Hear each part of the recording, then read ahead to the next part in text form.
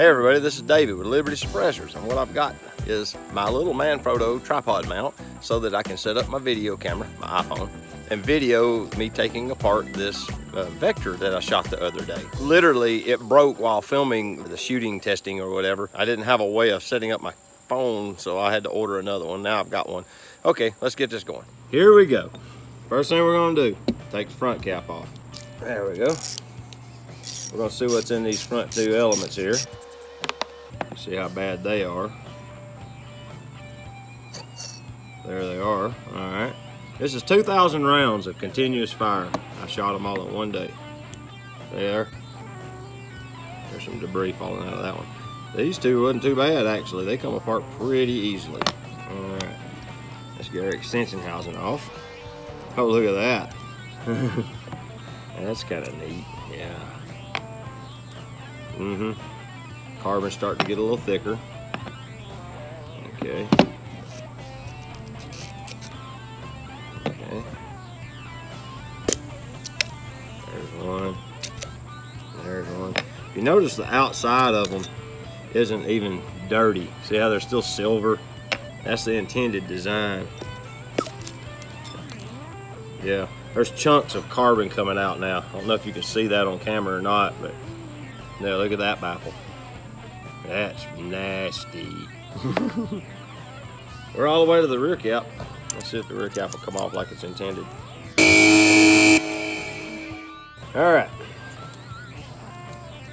The rear cap is stuck. Fortunately, this tool will allow you to put it in a vise and break it loose, but it's currently not budging. It's got carbon in there and it's stuck in good. I got it really hot that day.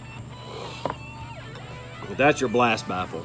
And as you can see, it has a significant amount of buildup on it. If you compare it to the last baffle, you can see that what it's doing.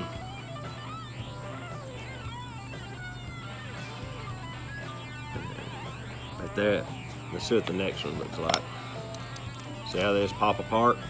This was 2,000 rounds non-stop. You can see the carbon flaking off and falling off.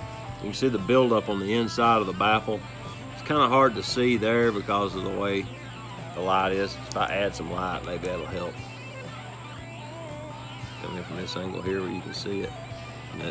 There's a layer, you can see it good on this baffle. You can see that layer of carbon build up on the inside. That's from the gas deflection tech that we've built into the baffle faces. It redirects the gas energy to where the buildup happens on the wall and not in the joint.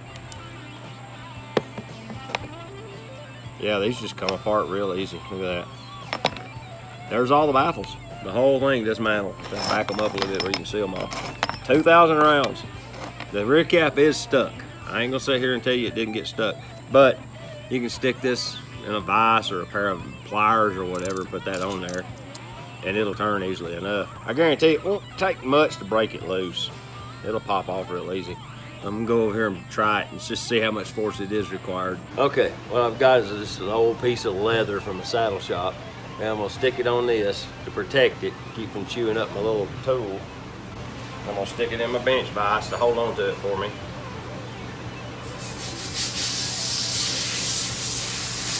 And there it goes.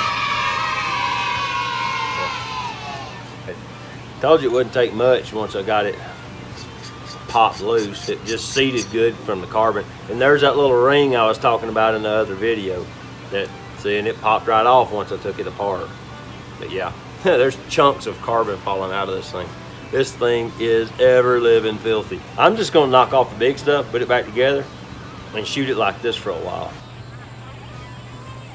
Okay, as you can see, there's a pretty significant amount of carbon buildup in this ring. I don't know if you can tell it or not.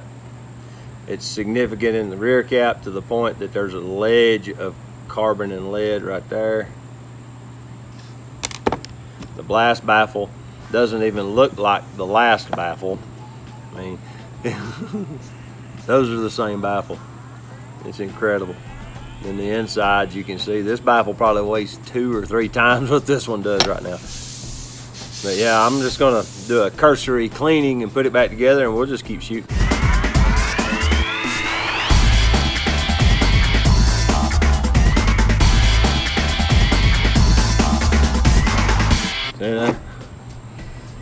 I've just hit it with a wire brush a little bit, and you have the buildup on the gas deflecting area, but the area beneath it is just getting residual contact from just charge. It's not really actually building up carbon on it. It's actually pretty clean on that face right there. That's the second baffle in the stack. The first one is doing basically the same thing. I actually thought it was going to be harder to clean than this. So as you see, it come apart effortlessly. That was the truest testament of what I wanted to accomplish with that silencer. Easy to clean. You don't have to fight it.